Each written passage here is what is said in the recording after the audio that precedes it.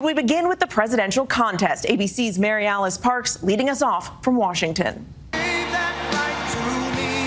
Tonight, Donald Trump campaigning in Pennsylvania, almost immediately attacking his opponent, Kamala Harris.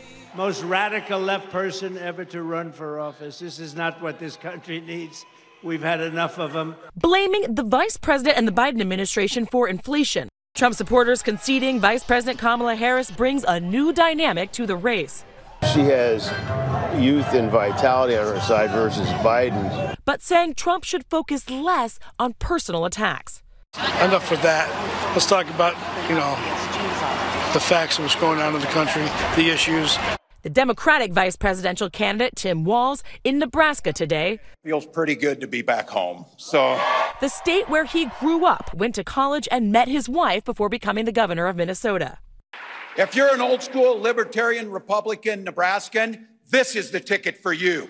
This is the ticket for you. He understands the plight of the middle class, and he's going to do a lot for us. Harris and Walz headed into their convention next week with strong momentum in crucial swing states. In Arizona, Harris leading former President Trump among likely voters 50-45, a stunning 15-point rise from when Biden topped the ticket. And in Nevada, Harris 1 point behind Trump compared to Biden's 14-point deficit in May.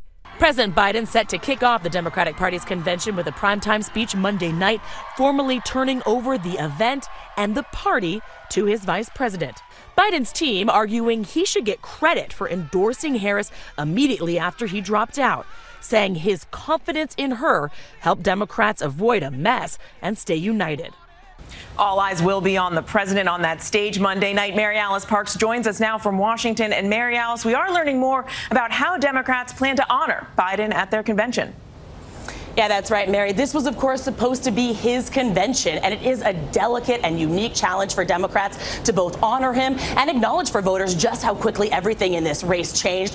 We know the president and the first lady will be speaking Monday night, and his team says there will be nods to the president, big and small, throughout the week, including, we know, some of his hallmark quotes that will be highlighted throughout the convention site. Mary?